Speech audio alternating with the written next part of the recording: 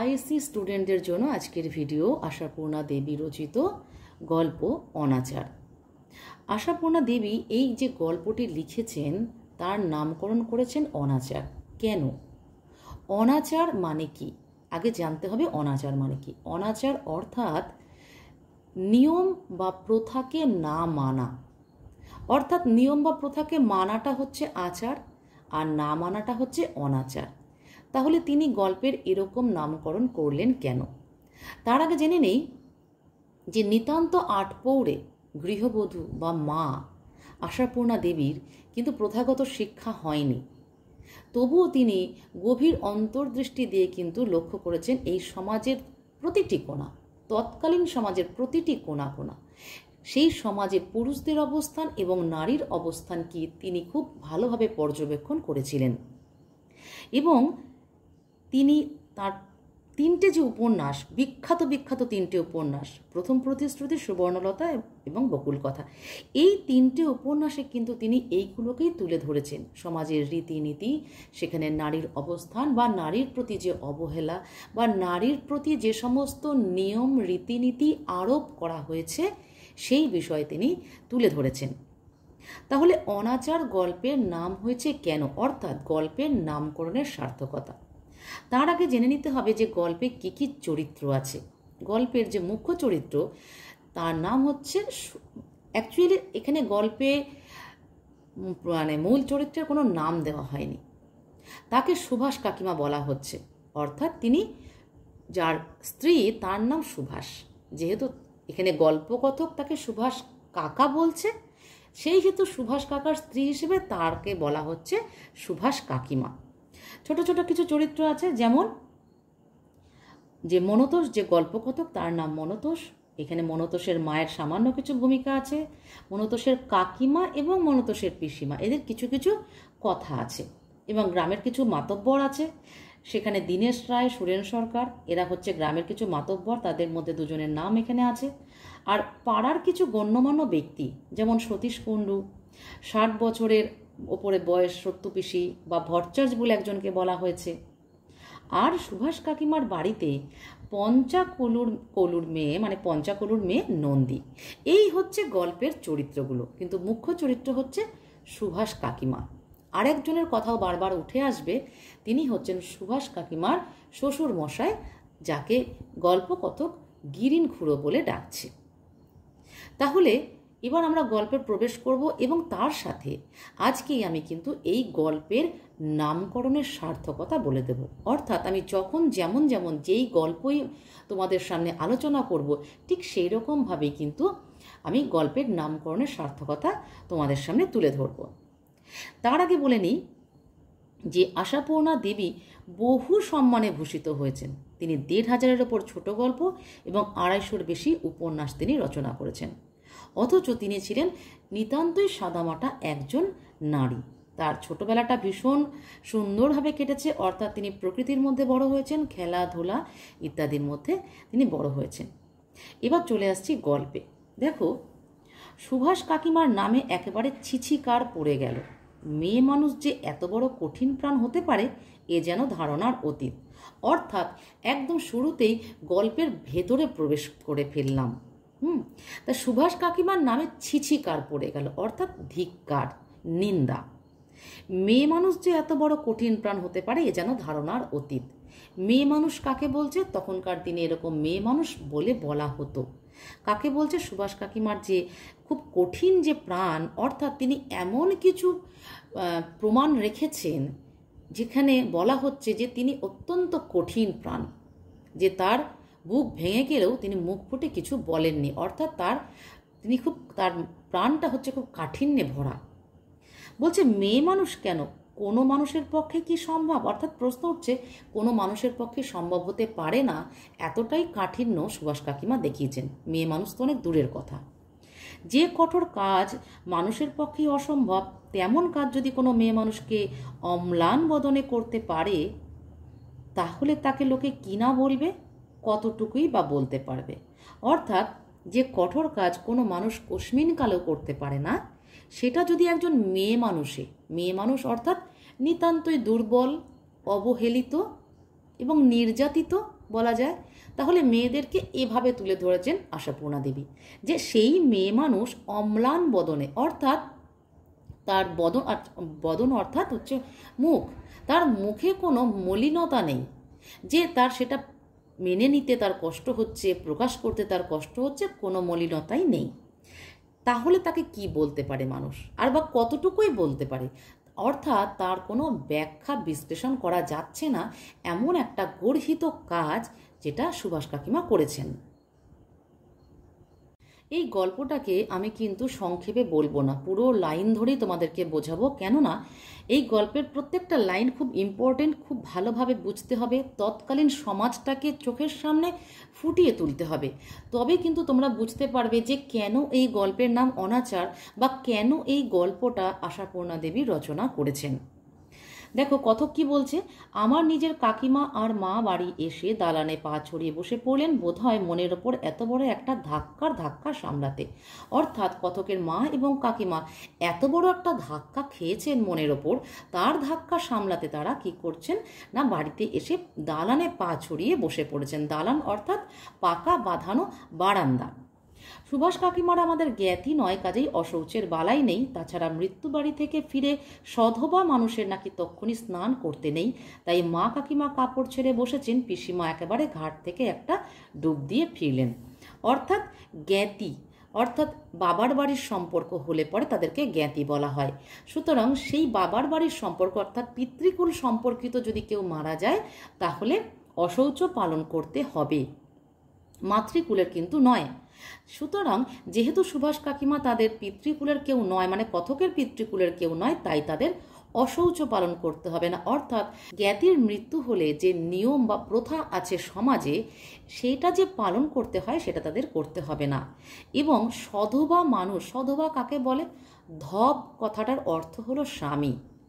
যার ধব গত হয়েছে সে হচ্ছে বিধবা, আর যার বেঁচে আছে সে হচ্ছে সধবা। অর্থাৎ এখানে বলা হচ্ছে যে মৃত্যু বাড়ি থেকে ফিরে এসে সধবা মানুষের তক্ষুনি স্নান করবে না, পরে করবে। কিন্তু পিসিমা অর্থাৎ কথকের পিসিমা যেহেতু বিধবা, তার স্বামী মারা গেছেন, সেহেতু তিনি একেবারে ঘাট থেকে ডুব দিয়ে এসে তিনি ফিরলেন। উঠোনে দাঁড়িয়ে ভিজে থানের আঁচলটা নিংড়ে সেই নিংড়ানো জলটুকু দিয়ে পা ধুয়ে দালানে উঠে পিসিমা চাঁচা ছোলা মাজা ঘষায় বলে উঠলেন, যাক এতদিনে গিরিনখুড়োর হাড় কখানা জুড়োলো, আহা আজন্ম দুঃখী। রোগে শোকে জড়ো দেহখানা টিকে ছিল শুধু পরমায়ু ফুরোয়নি বলেই, নইলে মরেই তো ছিলেন। অর্থাৎ যদি কল্পনা করো যে পিসিমা কি করলেন না, আঁচলখানা নিংড়ে পাটাকে ধুয়ে নিলেন। অর্থাৎ পুকুর ঘাট থেকে তিনি এসেছেন, তার পায়ে কাদা লেগেছে বা নোংরা লেগেছে, তিনি সেটা আঁচল নিংড়ে সেই জলটা দিয়ে পাটুকুকে ধুয়ে তিনি চাঁচা ছোলা মাজা ঘষা, অর্থাৎ খুব কাট কথা, সেখানে কোনো রসকস নেই বা কোনো মায়াদয়া নেই। কি বললেন যে যাক এতদিনে গিরিনখুড়োর হাড় কখনা জুড়োলো। গিরিনখুড়ো হচ্ছে কথকের সম্পর্কে গিরিনখুড়ো এবং সুভাষ কাকিমার শ্বশুর মশাই। তার হাড় কখানা জুড়োলো কেন বলা হচ্ছে না, যেহেতু গিরিনখুড়োর মৃত্যু হয়েছে, তাকে দাহ করা হয়ে গেছে, অর্থাৎ তার সমস্ত জ্বালা যন্ত্রণা, ইহকালের জ্বালা যন্ত্রণা সব জুড়িয়ে গেছে, মানে আরাম পেয়েছেন তিনি। আহা আজন্ম দুঃখী। কেন আজন্ম দুঃখী বলা হলো সেটা একটু পরেই আমি বলবো। রোগে শোকে জড়ো দেহখানা, অর্থাৎ তার শরীরে যেমন রোগ ছিল তেমনি তার শোক ছিল। এই প্রত্যেকটা শব্দের কিন্তু অর্থ আছে যে তার শরীরে রোগের সাথে সাথে ভীষণ পরিমাণে শোক ছিল। অর্থাৎ তিনি রোগে শোকে জড়ো, মানে তার শরীর বলতে কিছু আর ছিল না, মন বলতে আর কিছু ছিল না, কিন্তু তার দেহখানা টিকে ছিল শুধুমাত্র আয়ু ছিল বলে, নইলে মরেই তো ছিলেন। অর্থাৎ তিনি জীবিত অবস্থায় যেন মৃত অবস্থাতেই ছিলেন। আলনা থেকে শুকনো মটকার থানখানা পেরে নিয়ে পরে মার কাছাকাছি বসে পড়ে থানের আঁচলখানা নিয়েই ন্যাড়া মাথাটা ঘষে মুছতে লাগলেন পিসিমা। ভালো করে বুঝবে যে দৃশ্যটা কীরকম। তিনি আলনা থেকে শুকনো মটকার থানখানা, অর্থাৎ সেই তখনকার সময় একটা সিল্ক, সেই থানখানা তিনি পেরে নিলেন। থান অর্থাৎ সাদা থান পেরে নিয়ে, তিনি যেহেতু বিধবা তাই তাকে সাদা থান পরতে হতো। এই হচ্ছে দৃশ্যটা। আঁচলখানা দিয়ে ন্যাড়া মাথাটা ঘষে মুছতে লাগলেন। তার ন্যাড়া মাথা কেন না, তখনকার দিনে বিধবা মানুষদের এই একটা চিত্র ছিল। এই প্রসঙ্গেই কিন্তু আজকের এই পুরো গল্প অনাচার। বিধবাদের দৃশ্যটা কেমন হতো? তারা চুল একদম ছোট ছোট করে ফেলবে, সাদা থান পরবে এবং আরও অনেক রীতিনীতি মেনে চলবে, যেগুলো সধবা মানুষেরা বা সধবা মেয়েরা করে না। অর্থাৎ তাদেরকে সংসার থেকে একদম সরিয়ে রাখার জন্য পুরো একটা প্ল্যান প্রোগ্রাম করা হতো, বা তৎকালীন সমাজে সেটাই রীতিনীতি ছিল। তাহলে ন্যাড়া মাথাটা কেন? না পিসিমার মাথাটা প্রায় ন্যাড়াই। সেই ন্যাড়া মাথা কেন? না চুল রাখা নিষেধ, বিধবা মানুষ চুল রাখবে না। ঠিক আছে, এবার কেন রাখবে না সেই প্রসঙ্গে আমি তোমাদের আলাদা করে আলোচনা করে দেব। মা নিঃশ্বাস ফেলে বললেন, মানুষ জন্ম হয়ে পর্যন্ত এমন সর্বনেশে কথা কখনো শুনিনি ঠাকুরঝি। ঠাকুরঝি অর্থাৎ যেহেতু পিসি, কথকের পিসি আর কথকের মায়ের মধ্যে কথাবার্তা হচ্ছে, মা তার পিসিকে বলছে ঠাকুরঝি, অর্থাৎ শ্বশুরের মেয়ে, শ্বশুরের মেয়েকে বলবে ঠাকুরঝি, অর্থাৎ ননদ ভাইয়ের বউর সম্পর্ক। সে বলছে যে মানুষ জন্ম হয়ে পর্যন্ত, অর্থাৎ তিনি যতদিন ধরে জন্মেছেন ততদিন পর্যন্ত এমন সর্বনেশে কথা তিনি কখনোই শোনেননি। কিন্তু সর্বনেশে কথাটা কি সেটা কিন্তু এখনো খোলসা করে জানা যাচ্ছে না। তুমি তো সেদিনের মেয়ে বউ, তুমি শোনোনি, সে কিছু মস্ত কথা নয়, জগতের কেউ কখনো শুনেছে। অর্থাৎ সে পিসিমার বয়স বেশি, তাই সে তার ভাইয়ের বউকে বলছে তুমি তো সেদিনের মেয়ে বউ, অর্থাৎ সে তার বয়স কম, তাই বলছে যে তোমার অভিজ্ঞতার থেকে আমার অভিজ্ঞতা অনেক বেশি। তা সত্ত্বেও জগতেরই কি কেউ কখনো শুনেছে যে এমন কাজ করা যায়? কাকিমা বললেন, শুধু আমি ভাবছি পারলো কি করে। দেখো এই জায়গাটাকে ব্র্যাকেট করেছি, আরও বিভিন্ন জায়গায় ব্র্যাকেট করেছি, কেননা এইসব জায়গা থেকে প্রশ্ন হয়। কাকিমা বললেন, আমি শুধু ভাবছি পারলো কি করে। এই যে কথাটা এখানে কাকিমা বললেন পারলো কি করে, পরে আমরা পাবো সুরেন সরকারও বলেছে, বলি তুই পারলি কি করে। আবার একসময় আমরা পাবো মনতোষ বলছে যে আপনি পারলেন কি করে। তিনজনের প্রশ্ন এক, কিন্তু এখানে দৃষ্টিভঙ্গি আলাদা, প্রশ্নের অর্থটা আলাদা। সেই সম্পর্কে তোমাদেরকে আমি কিন্তু তোমাদের সামনে প্রশ্ন নিয়ে আসবো, তার উত্তর বলে দেব গভীরভাবে, সুতরাং মন দিয়ে শুনবে। কাকিমা বললেন, আমি শুধু ভাবছি পারলো কি করে, অর্থাৎ এটা পারাটা যেন বিশাল বড় একটা সাহসের কাজ, খুবই একটা কষ্টসাধ্য কাজ, বা কি করে যে সে পারলো, কোথা থেকে এক অসীম ক্ষমতা বা অসীম শক্তি সে অর্জন করলো, যার ফলে সে এই কাজটা করতে পারলো। কাকিমা ভেবে অবাক হচ্ছে। প্রাণ ছিঁড়ে পড়লো না, একদিন নয়, 8 দিন নয়, 6-7 মাস। অর্থাৎ সুভাষ কাকিমা এমন একটি কাজ করেছেন যেটি তিনি 6-7 মাস ধরে করেছেন। এই দুরন্ত সংবাদ চেপে রেখে স্থির থাকা, ভাবাই যায় না। অর্থাৎ একটা সংবাদ, এখন আমরা জানলাম যে এটা একটা সংবাদ যেটা সুভাষ কাকিমা চেপে রেখেছিলেন। কিন্তু চেপে তো তিনি রেখেছিলেন, কিন্তু স্থির থাকলেন কি করে? কোথা থেকে তিনি এত সাহস বা শক্তি পেলেন? পাষাণে তৈরি বুক, বললেন মা। পাষাণ অর্থাৎ পাথর, অর্থাৎ যার মনের মধ্যে কোনো দয়া নেই, মায়া নেই, স্নেহ নেই, শ্রদ্ধা নেই, ভক্তি নেই, একদম শূন্য তার হৃদয়, অর্থাৎ পাথরের মতো, সেটা গলে না কিছুতেই। হৃদয় গলতে পারে, মন গলতে পারে, আপ্লুত হতে পারে, শোকে বয়ে যেতে পারে মানুষ, কিন্তু সেই সুভাষ কাকিমার অন্তরটা পাথর দিয়ে তৈরি। সেটা কে বলছে? না কথকের মা। পিসিমা বলেন, ওগো, কার ভেতরে কি থাকে সে শুধু সময় এলেই ধরা পড়ে। সুভাষ ছোঁড়া যখন ছিল তখন মনে হতো বুঝি এমন ভালোবাসাবাসি আর জগতে নেই।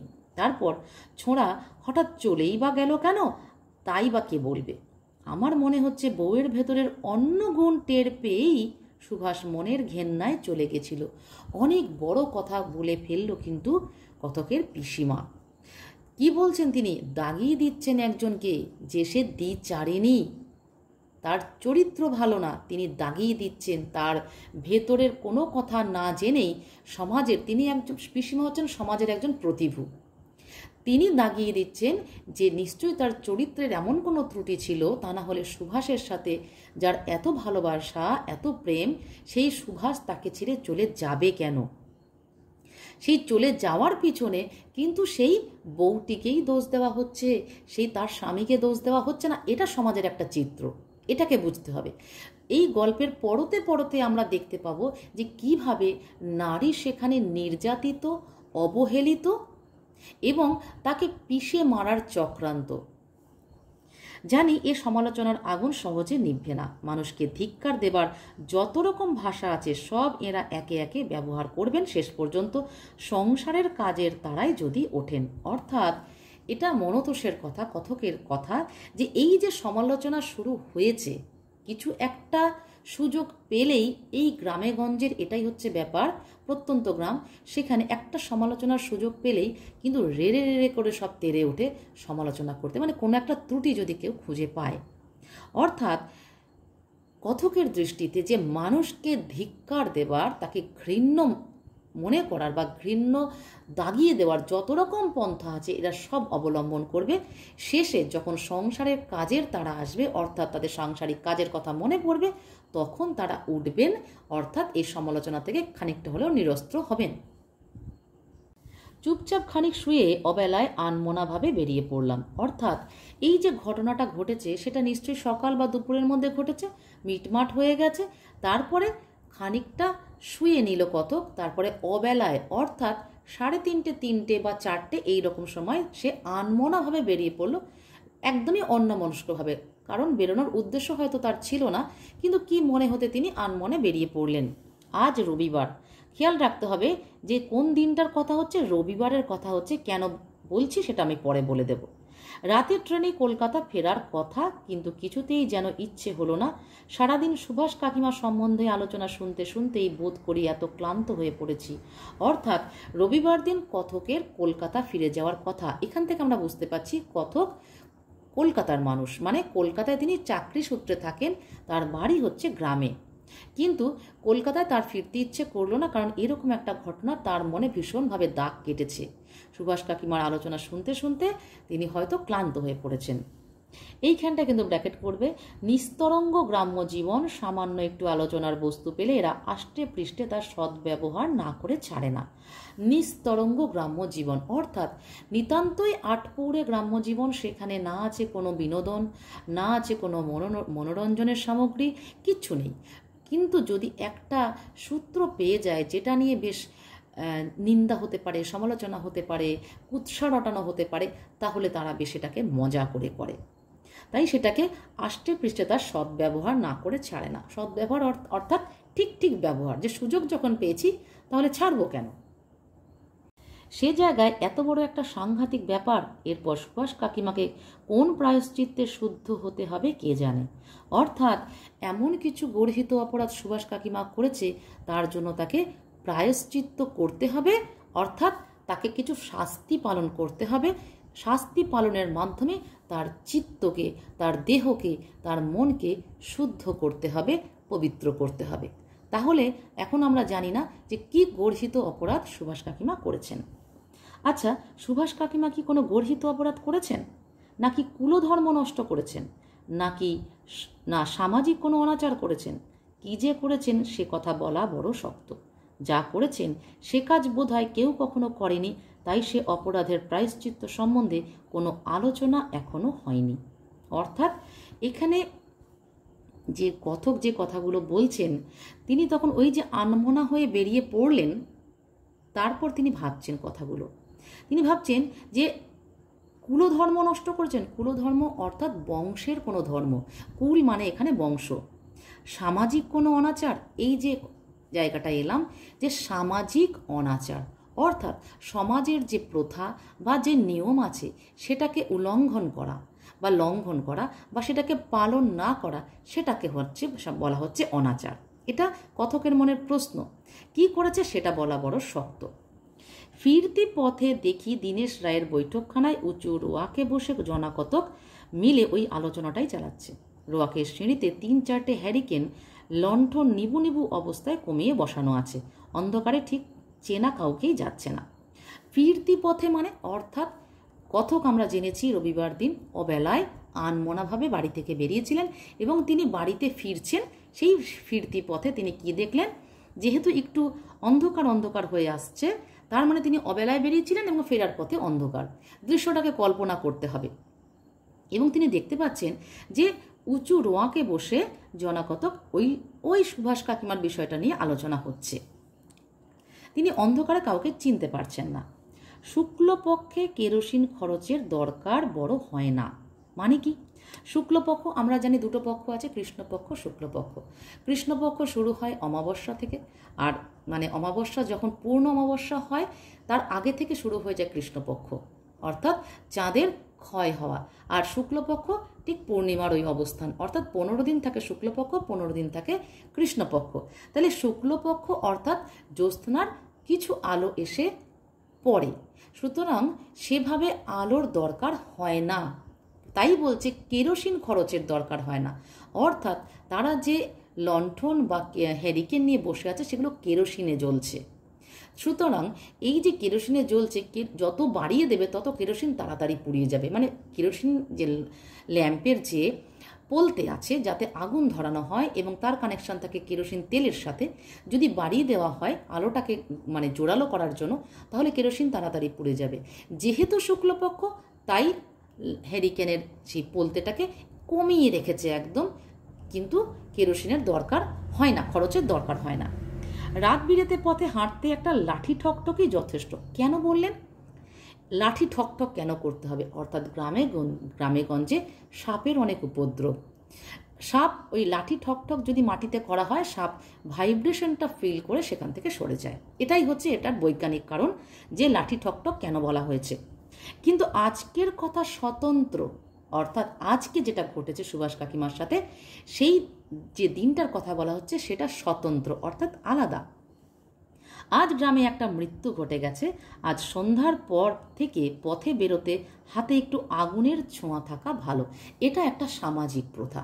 এই যে ধীরে ধীরে আমরা জানতে পারছি কি কি সামাজিক প্রথা সেই গ্রামে তখন প্রচলিত ছিল।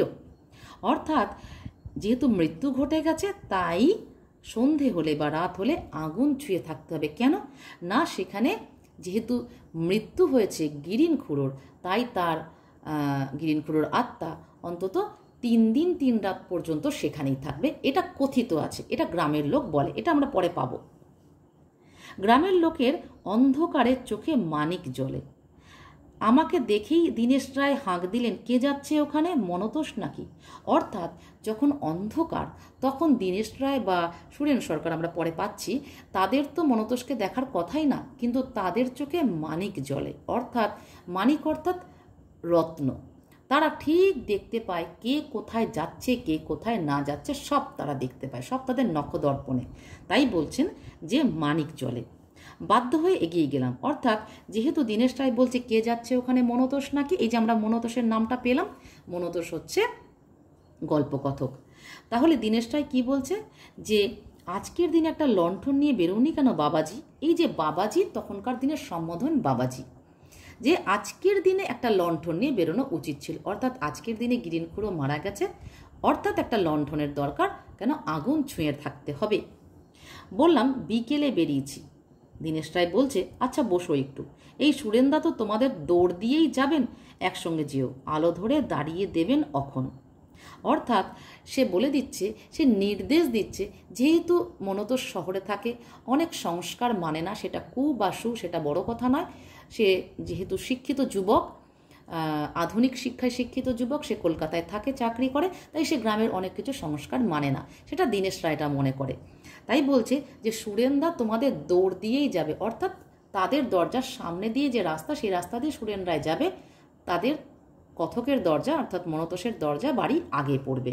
সুতরাং ওই আগুনটা ছুঁয়ে থাকতে হবে, সেই হেতু তোমাকে পৌঁছে দেবে সুরেন্দা। দরকার হবে না বলে চলে যাচ্ছিলাম, কিন্তু যেতে দিচ্ছে কে? খুব প্রম্পট উত্তর মনতোষের যে দরকার হবে না, অর্থাৎ তার এসবের প্রয়োজন নেই, কারণ সে এসব মানে না।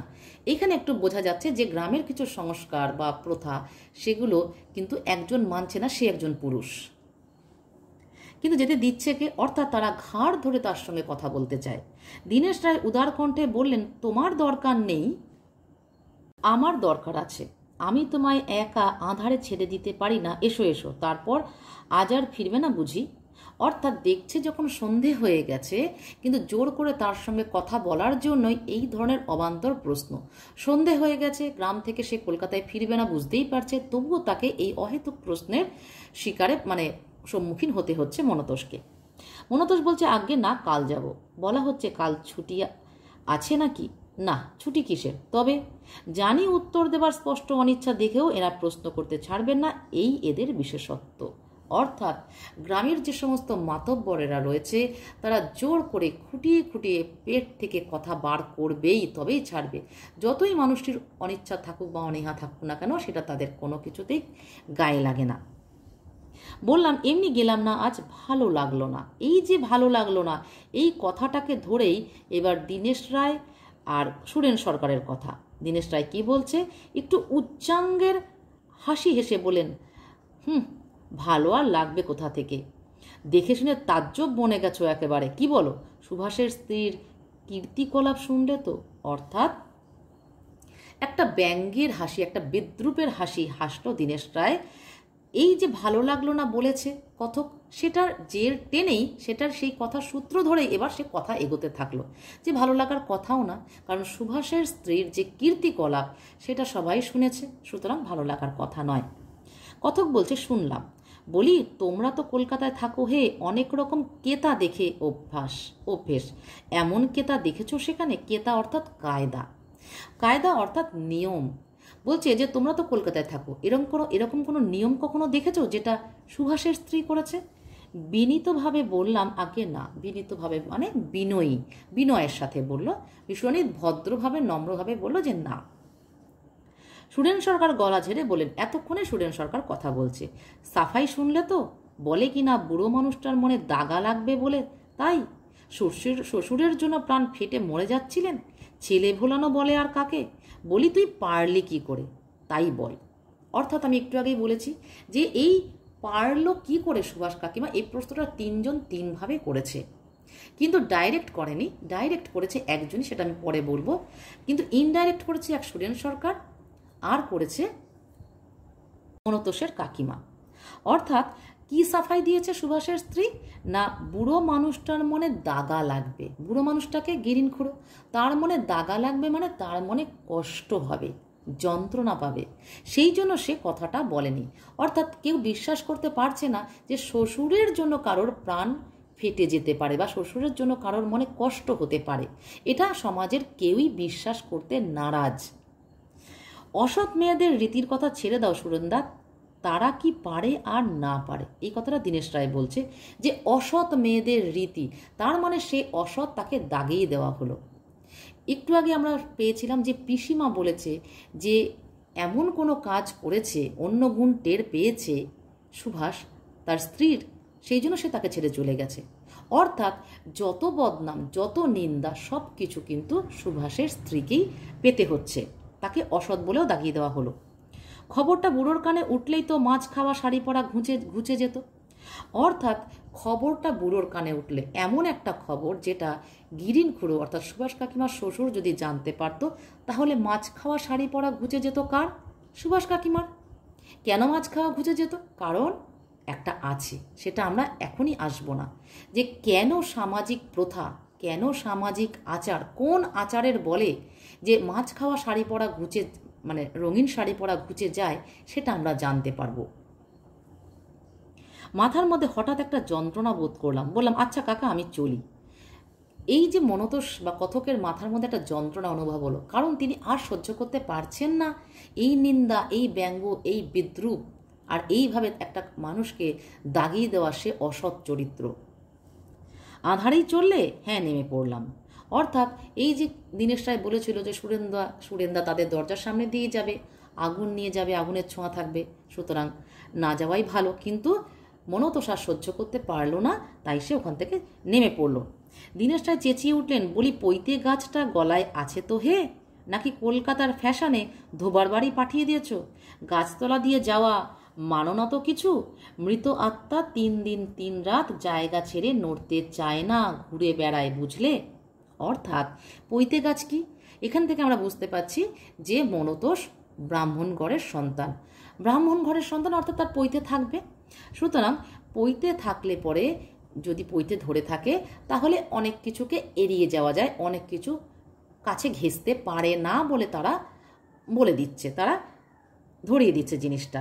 অর্থাৎ তাদের কথা হচ্ছে যে পৈতেটা কি, তোমরা তো কলকাতায় থাকো, কলকাতার তো কী সব ফ্যাশন ট্যাশন আছে, কেউ পরে না, কেউ ব্যবহার করে কেউ করে না। তাই বলছে যে কলকাতায় যেহেতু জামা কাপড় ইস্ত্রি করতে বা ধুতে দেওয়া হয় লন্ড্রিতে, তাহলে কি এটা একটা ব্যঙ্গ করে বলা হচ্ছে, তাহলে কি পৈতেটাও তুমি ধোবার বাড়িতে ধুতে পাঠিয়ে দিয়েছ?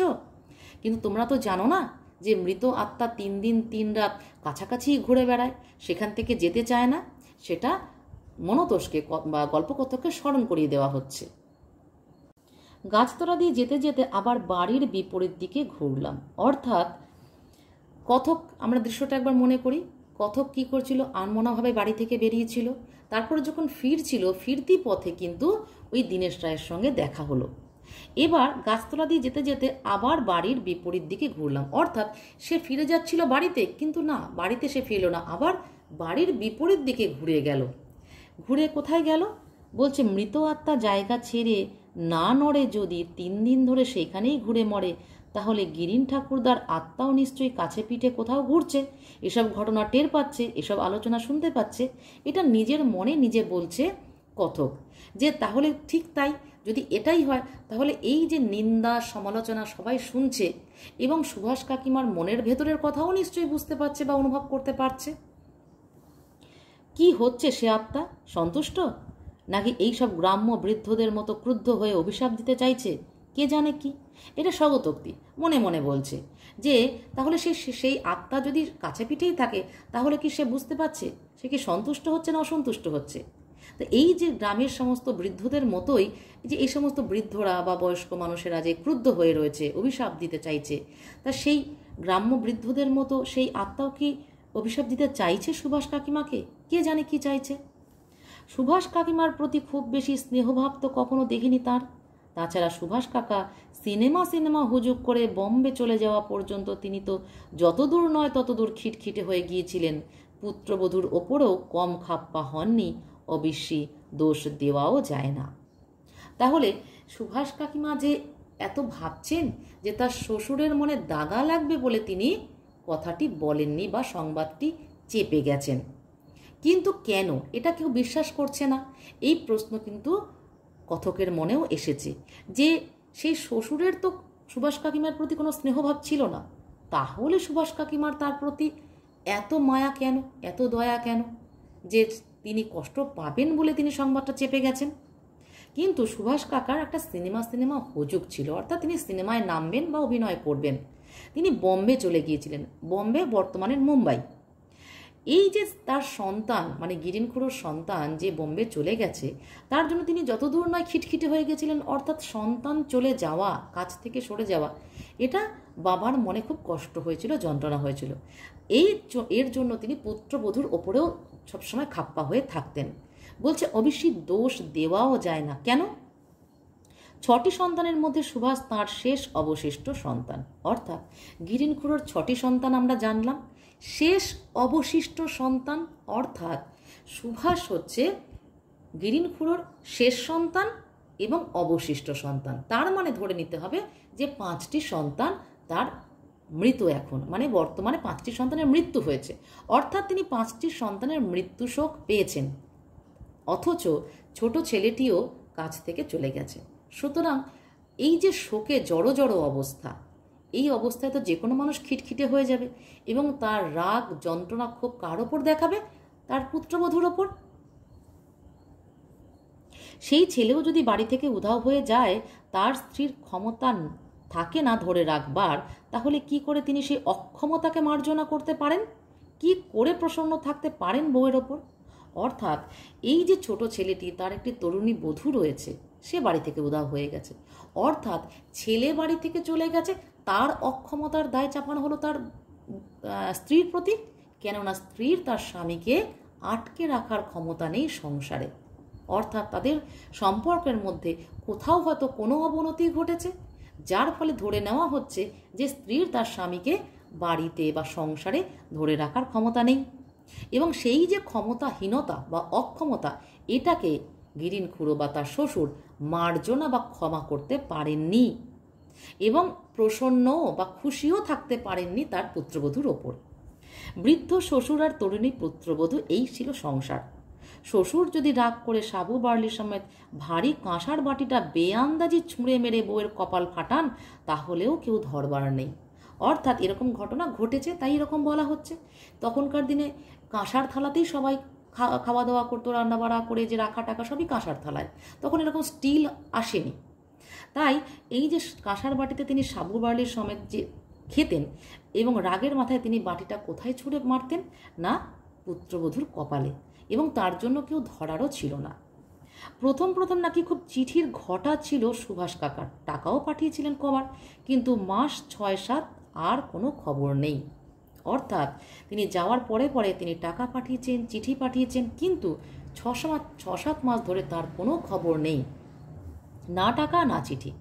সংসারের দারিদ্র্যের চরম, পাড়ার গিন্নিদের দিয়ে নিজের যা একটু সোনাদানা ছিল সবই বিক্রি করিয়েছিলেন সুভাষ খুড়িমা। খুড়িমা অর্থাৎ কাকিমা, তখনকার দিনে কাকিমাকে খুড়িমাও বলা হতো, আর কাকাকে খুড়োও বলা হতো। তাহলে যেহেতু টাকা পাঠাচ্ছে না, সুতরাং সংসারে দারিদ্র্যের শেষ নেই। কিন্তু সংসারটা চলবে কি করে সে খবর কিন্তু পাড়ার কোনো গণ্যমান্য ব্যক্তি খবর নেয়নি। তখন সুভাষ কাকিমা নিজের সোনাদানা যেটুকু বেঁচেছিল তাই দিয়ে তিনি সংসারটাকে চালিয়েছেন। বম্বে গিয়ে সুভাষ কাকা যে কোনো কুহকিনের কুহক জালে আটকা পড়ে গেছেন সে বিষয়ে আর কারোর মতদ্বৈধ ছিল না। অর্থাৎ সুভাষ কাকা যে বম্বে গিয়েছিলেন বলছে কুহকিনের কুহক জালে, অর্থাৎ মায়াবিনীর মায়া জালে। অর্থাৎ তিনি অন্য কোনো স্ত্রীর হয়তো সাহচর্য পেয়েছেন, তার হয়তো ভালোবাসায় পড়েছেন, বা তাকে হয়তো ভালো লেগেছে, তার নিজের স্ত্রীকে তাই তিনি ভুলে গেছেন। তাই বলা হচ্ছে কুহকিনের কুহক জালে, অর্থাৎ মায়াবিনীর মায়া জালে আটকা পড়ে গেছেন। সে বিষয়ে সবাই এখন বিশ্বাস করছে যে এটাই ঘটেছে, এবং এটার কারণও হচ্ছে সুভাষ কাকিমা। কারণ কথকের পিসিমা বলেই দিয়েছেন যে বউয়ের ভেতরে অন্য কোনো গুণ টের পেয়েই সুভাষ ছোঁড়া নাকি চলে গেছিল বোম্বে। ওদের যে কি করে চলে সে কথা গ্রামের কেউ কোনোদিনও ভেবে দেখেনি, কিন্তু ওদের নিয়ে আলোচনার অন্ত ছিল না। এটা কিন্তু আমরা বর্তমান সমাজেও দেখতে পাই। কেউ কারোর উপকারে আসবে না, কেউ কারোর ভালো মন্দ খোঁজ নেবে না। এখন বর্তমান দিনে তো আরও ভয়ঙ্কর পরিস্থিতি হয়ে গেছে নেট দুনিয়ার জন্য।